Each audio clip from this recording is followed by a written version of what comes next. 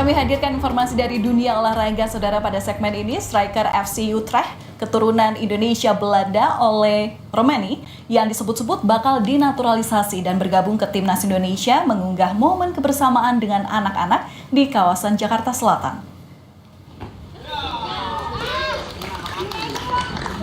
Aktivitas oleh Romani ramai dibagikan saat bermain sepak bola bersama anak-anak asuh kelompok belajar Pelita Hati di kawasan Lebak Bulus, Jakarta.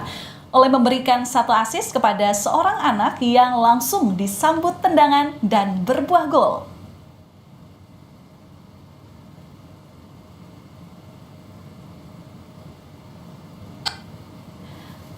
Di unggahan lainnya, Ole juga meladeni anak-anak yang meminta tanda tangannya. Selain itu, Ole Romani juga mengunggah foto kebersamaan dengan anak-anak ke sosial medianya.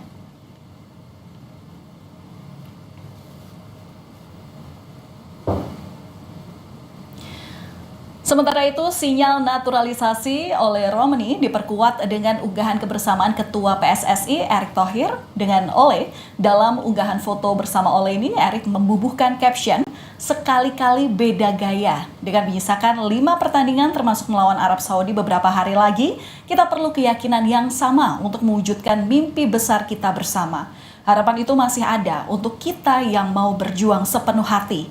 Terima kasih Ole yang tetap percaya dengan cita-cita Timnas Indonesia tampil di Piala Dunia, ujar Erick Thohir.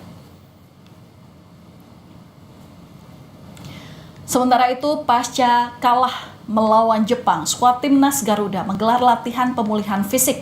Sejumlah foto penggawa Timnas pun diunggah ke Instagram Timnas Indonesia.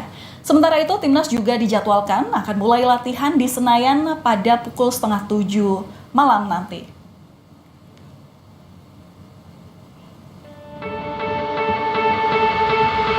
Timnas Indonesia